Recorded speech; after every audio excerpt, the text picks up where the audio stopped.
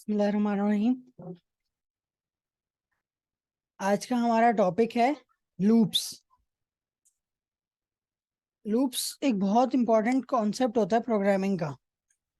तो आज हम वो सीखेंगे। थोड़ा सा डिफिकल्ट भी होता है, लेकिन बहुत इंपॉर्टेंट होता है। इसका इस्तेमाल बहुत होता है हमारे कोड में। तो आइए समझते हैं कि लूप्स का फ़ायदा क्या होता है। इसको मुख्तलिफ पार्ट्स में हमने ब्रेक किया हुआ है। तो ये पार्ट वन है लूप्स का। एग्जीक्यूशन फ्लो के बारे में हमने पहले भी बात की थी कि जो कोड होता है प्रोग्राम का, हम कोड लिखते हैं, वो सिक्वेंशली चलता है ना, एक के बाद एक लाइन चलती है। तो अगर हमें उस कोड में से कोई पार्ट ऑफ कोड चलाना हो और कोई पार्ट ऑफ कोड नहीं चलाना हो, ऑल्टरनेट चलाना हो, तो उसके लिए हम कंडीशनल स्टेटमेंट यूज करते थे, इफ एल्स की कंडीशन या स्विच केस की कंडीशन। ठीक है। इसी तरह से अगर हम ये चाहें कि हम एक पीस ऑफ कोड है उसको एक से ज्यादा बार चलाएं, मतलब बार बार चलाएं, कोई एक काम है वो हमें 5 दफा करना है, 10 दफा करना है, तो ये क्या हुआ, ये मतलब हम एक ही काम को बार बार चला रहे हैं ना। तो उसको बार बार चलाने के लिए दो तरीके हैं। एक तो हम उसको बार बार लिख दें, जो कि बिला वजह मेमोरी भी कंज्यूम होगी और टाइम भी वेस्ट होगा। तो उसके लिए जो हमें प्रोग्रामिंग एक कॉन्सेप्ट देती है, वो उसको कहते हैं लूप। उसका फायदा ये होता है कि हम एक ही कोड को एक से ज्यादा बार चला सकते हैं लूप की मदद मदद से। तो ये यहीं पे यहाँ पे यही बात की हुई है कि अगर हमें इंस्ट्रक्शंस को रिपीट करना हो, तो कोई खास कंडीशन में, तो उसके लिए हम लोग लूप यूज कर रहे होते हैं। ठीक है। तो इसी को अगर हम आगे देखेंगे, तो लूप की भी डिफरेंट टाइप्स होते हैं। मतलब हम सी लैंग्वेज के हिसाब से बात करें तो 3 तरह के लूप्स होते हैं। अगर किसी और लैंग्वेज में बात करें तो लूप्स की टाइप ज़्यादा होती हैं, लेकिन हम सी लैंग्वेज के हिसाब से बात करें तो 3 तरह के लूप्स होते हैं। और आज हम जो लूप पढ़ेंगे वो वाइल लूप पढ़ेंगे। वाइल लूप की जनरल फॉर्म क्या होती है? वाइल लूप की जनरल फॉर्म ये होती है कि पहले वाइल लिखेंगे, फिर उसके बाद राउंड ब्रैकेट आएगा, राउंड ब्रैकेट के अंदर एक एक्सप्रेशन आएगी, और उसके बाद नीचे उसके स्टेटमेंट आ जाएगी। यहाँ पे भी सेम वही बात कि स्टेटमेंट ब्लॉक ऑफ स्टेटमेंट भी हो सकता है। तो अगर ब्लॉक ऑफ स्टेटमेंट होगा, मतलब एक से ज्यादा स्टेटमेंट होगी, तो हमें उसको बॉडी में बनाना और बॉडी में रखना होगा। अगर बॉडी में नहीं रखेंगे तो वो पूरा ब्लॉक नहीं चलेगा, सिर्फ एक लाइन चलेगी। ठीक है। और यहाँ पे ये भी बताया है कि जो एक्सप्रेशन है वो कोई भी बूलियन एक्सप्रेशन हो सकती है। तो बूलियन एक्सप्रेशन हमने शुरू में पढ़ी थी। इसी तरह से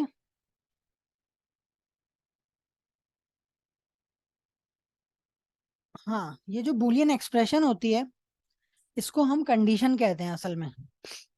और ये कंडीशन हमेशा चेक होती है। हमेशा का मतलब ये कि जब भी वाइल के लूप में ये जाएगा, तो ये क्या करेगा, ये कंडीशन को चेक करेगा। अगर कंडीशन ट्रू है, मतलब कंडीशन का जो रिजल्ट है वो ट्रू आ रहा है, क्योंकि हमने याद होगा आप लोगों के बूलियन में, बूलियन एक्सप्रेशन में दो तरह के, बूलियन एक्सप्रेशन के हमेशा दो ही आउटपुट होते हैं, या तो ट्रू या फॉल्स, या जीरो या वन।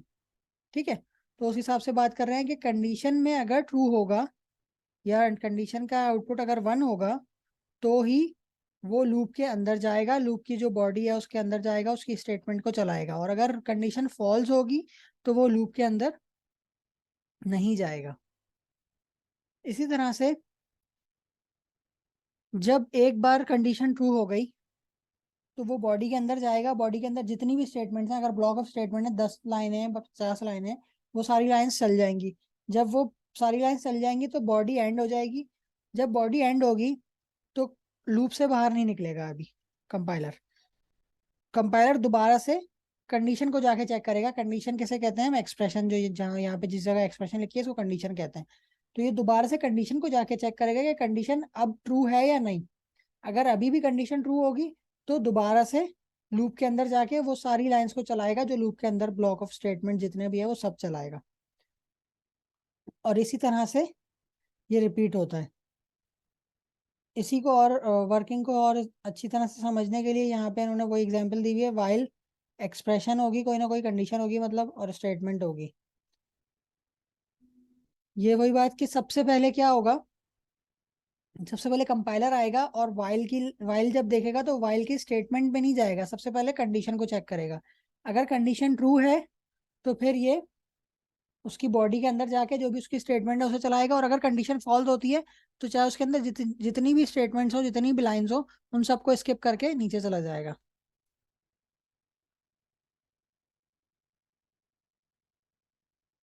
अच्छा, यहाँ पे एक और बात इन्होंने बताई हुई है कि वही कि जब पूरा कंडीशन ट्रू हुई, सारी स्टेटमेंट्स चली, स्टेटमेंट्स जब चल जाएंगी तो बॉडी खत्म हो जाएगी। जब बॉडी खत्म होगी तो ये बॉडी से बाहर नहीं निकलेगा कंपाइलर, बल्कि दोबारा से जाके कंडीशन को चेक करेगा, कंडीशन फिर से चेक करेगा, कंडीशन फिर तो अगर ट्रू है तो दोबारा से सारी स्टेटमेंट्स को चलाएगा।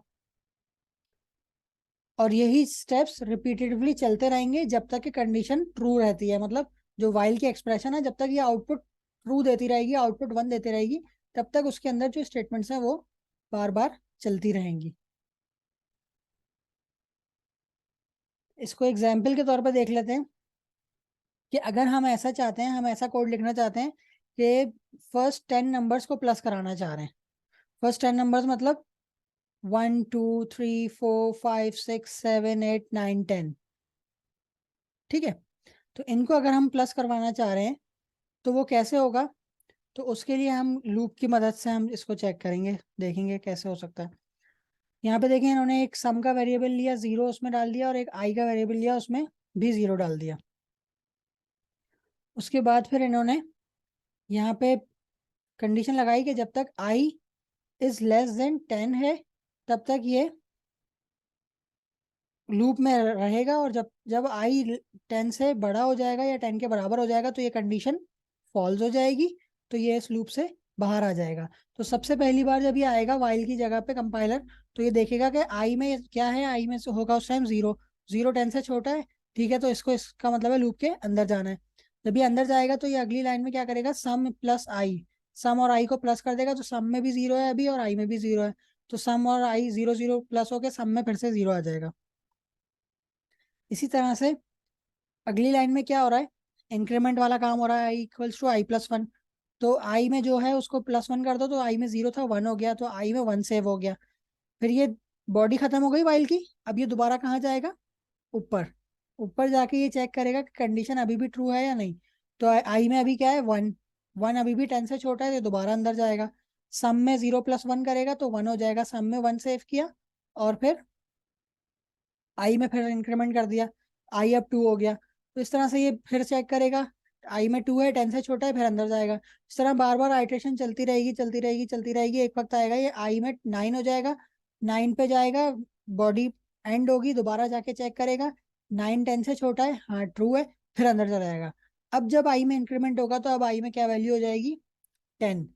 जब 10 होगी तो दोबारा से बॉडी पूरी चला के लाइंस, बॉडी एंड होगी तो ये दोबारा कंडीशन चेक करेगा, और कंडीशन अब फॉल्स हो जाएगी क्योंकि 10 10 से छोटा नहीं है, 10 10 के बराबर है, कंडीशन फॉल्स। अब ये लूप से बाहर आ गया और नीचे जो है प्रिंट एफ चल जाएगा कि सम ऑफ 10 नंबर्स इज दिस। ठीक है, और ये कोड मैंने शुरू में गलत बात करी थी कि शुरू के 10 नंबर्स को ऐड कर रहा है, तो इसका मतलब है जीरो से लेके 9 तक के नंबर्स को ऐड कर रहा है। ठीक है, अब सबसे अहम सवाल कि हम लोग मुख्तलिफ लूप्स पढ़ेंगे, तो कौन सा लूप कब इस्तेमाल करना होगा, तो उसके लिए उसका जवाब यहाँ पे दिया गया है कि वाइल का लूप हमेशा हम जब इस्तेमाल करेंगे जब हमें आइट्रेशंस का पता ना हो। जैसे अभी जो हमने एग्जाम्पल पीछे देखी है ना, ये वाइल के लिए फिट, अच्छा गुड फिट नहीं है, मतलब ये मिसमैच है वाइल का। क्यों? क्योंकि इसमें आइट्रेशंस पता नहीं, हमें हमें पता था 10 दफा चलाना है। अगर आइट्रेशंस पता हो तो इसके लिए कोई और लूप इस्तेमाल किया जाता है, वो हम फ्यूचर में सीखेंगे। लेकिन अभी समझाने के लिए सबसे अच्छी एग्जाम्पल यही थी, तो इसलिए मैंने आपको समझाया। लेकिन असल बात क्या है कि वाइल का लूप जब इस्तेमाल करेंगे हम, जब हमें आइट्रेशंस का नहीं पता हो कि कितनी आइट्रेशंस होनी है। ठीक है, ये मुश्किल लग रही होगी अभी बात, इंशाल्लाह जो हमारा कल का सेशन होगा ना, उसमें फिर ये बात और ज़्यादा क्लियर हो जाएगी कि ऐसा क्यों बोल रहा हूँ मैं कि आइट्रेशंस पता हो और ना पता हो। आइट्रेशंस पता होने का ये सब मतलब समझ में आ गया होगा ना, जैसे पिछली स्लाइड में हमने देखा था आइट्रेशन हमें पता थी कि 10 आइट्रेशन है, कि आई की वैल्यू 0 से शुरू हो रही है और 9 तक जानी है, तो 10 आइट्रेशन है।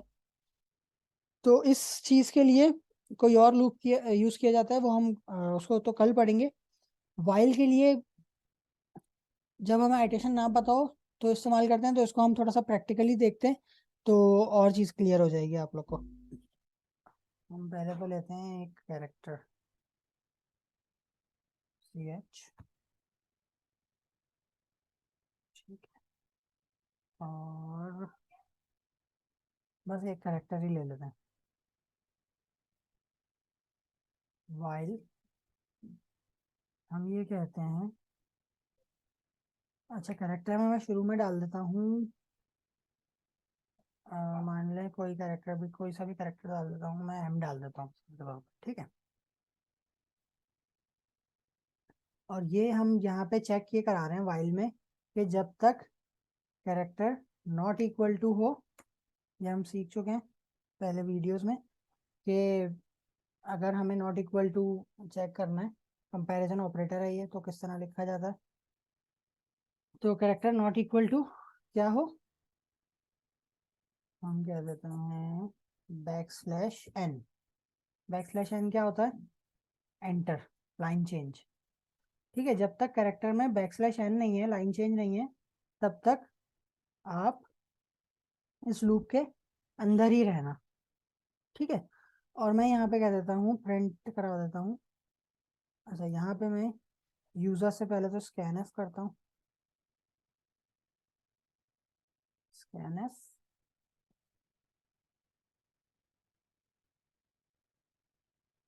एंटर, सॉरी,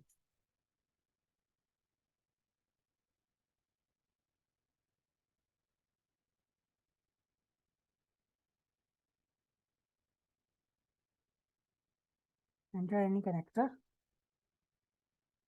ठीक है। और हमने कहा percent C M% C H, कोई भी नाम रख सकते हैं आप लोग, ये नहीं समझेगा कैरेक्टर के लिए हमेशा सी एच ही रखेंगे, डाटा टाइप में कुछ और वेरिएबल का नाम कुछ और रख देता हूँ आज, अगर आप लोगों के ध्यान में ये ना हो कि हमेशा सी एच ही रखते हैं, मैं इसका नाम रख देता हूँ आज, कुछ कोशिश करना चाहिए हमें कि कोई लॉजिकल नाम रखें, कैरेक्टर रख देता है, ठीक है, इसका नाम कैरेक्टर। ये भी हम सीख चुके हैं पहले के वेरिएबल का नाम बड़ा रख सकते हैं हम, लेकिन इतना बड़ा ना हो कि 255 बाइट्स के बराबर हो जाए।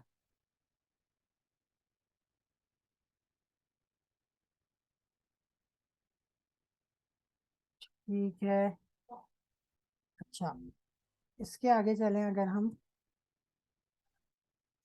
यहाँ पे शुरू से थोड़ा सा बताना शुरू करता हूँ कि हमने कैरेक्टर का वेरिएबल लिया, उसका नाम, वेरिएबल का नाम रख दिया कैरेक्टर, और उसमें वैल्यू असाइन कर दी एम, क्योंकि इसकी डेटा टाइप क्या है, कैरेक्टर। तो हमने पहले सीखा है कि कैरेक्टर की डेटा टाइप में हमेशा वैल्यू जब लिखेंगे तो वो सिंगल इन्वर्टेड कॉमा में ही लिखेंगे, कभी भी हम इसमें डायरेक्ट एम नहीं लिख सकते, direct M is nothing. Character लिखना है तो कैरेक्टर हमेशा सिंगल इन्वर्टेड कॉमा में ही आएगा, ठीक है, इसलिए हमने इसको सिंगल इन्वर्टेड कॉमा में रखा है। अच्छा, इसी तरह से हम आगे चलते हैं, तो हमने प्रिंट एफ कहा कि यूजर से कोई एंटर नंबर एंटर करो, और फिर हम प्रिंट एफ करवा देते हैं। अब हम यहाँ पे प्रिंट एफ करवा देते हैं, यू एंटर्ड,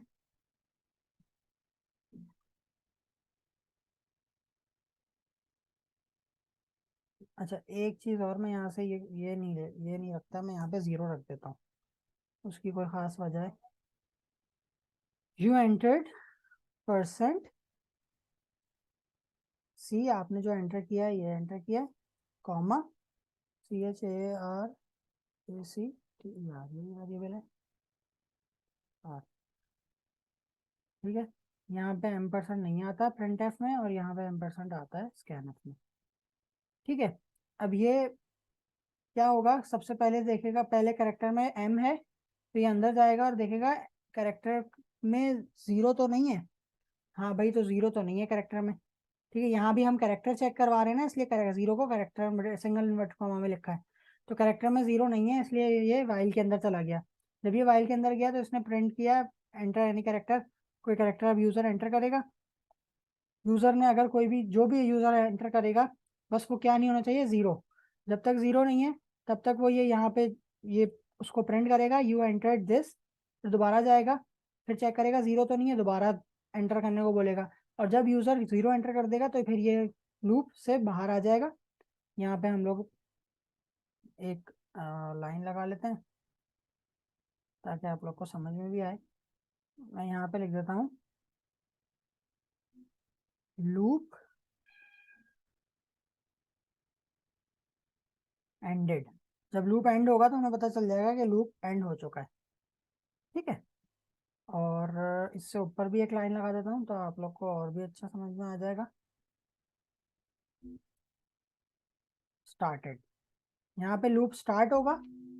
स्टार्ट होने के बाद लूप में जाएगा, मतलब ये लाइन लूप से पहले है ना, ये लाइन प्रिंट होगी फिर लूप में चला जाएगा। जब लूप में जाएगा तो लूप के सिर्फ कोड को, लेकिन ये लूप की बॉडी बनाई है हमने क्योंकि ब्लॉक ऑफ स्टेटमेंट्स था, 3 लाइनें थी ना, इसलिए लूप की बॉडी बनाई हमने। और हमने सीखा था लिखते कैसे, सिंटेक्स क्या होता है, वाइल और राउंड ब्रैकेट के अंदर एक्सप्रेशन। एक्सप्रेशन कोई भी कंडीशन होती है, फिर उसकी बॉडी आएगी और उसके अंदर जो स्टेटमेंट्स हमें बार बार चलानी है वो यहाँ पे आ जाएंगी। सिर्फ ये तीनों लाइनें होंगी जो बार बार चलेंगी, बाकी कोड बार बार नहीं चलेगा। ठीक है, तो इसको चला के देखते हैं।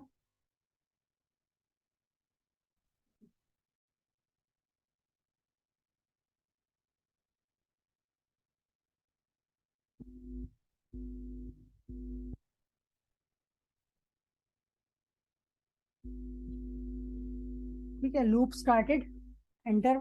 हमने बैक स्लैश एन नहीं लगाया था तो ये हुआ नहीं। खैर कोई बात नहीं, मैंने एंटर मारा, देखें प्रोग्राम एंड नहीं हुआ। क्यों? क्योंकि प्रोग्राम एंड कब होगा, जब हम जीरो इनपुट देंगे। लेकिन लूप के अंदर है ना, ये लूप है, लूप के अंदर आया हुआ है।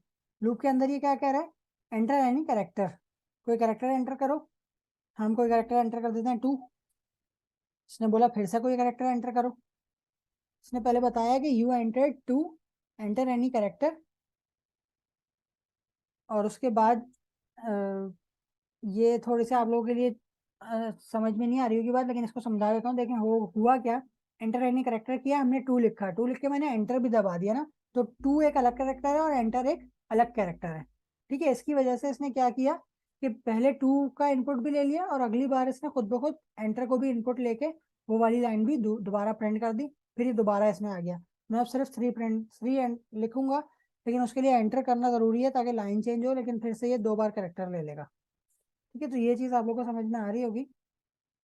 अच्छा, मैं अब इसको खत्म करने के लिए क्या करना पड़ेगा, हमें जीरो प्रेस करना पड़ेगा।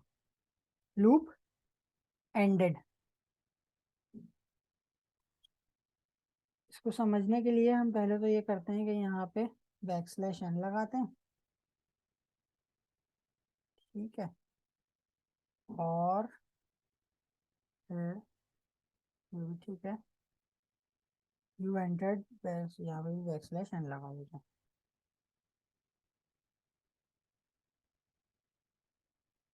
एक दफा फिर से चला के दिखा देता हूँ ताकि चीज क्लियर हो जाए। देखें हुआ क्या, सबसे पहली बार सिर्फ लूप स्टार्टेड प्रिंट हुआ, फिर दोबारा लूप स्टार्टेड नहीं प्रिंट होगा, देखिएगा।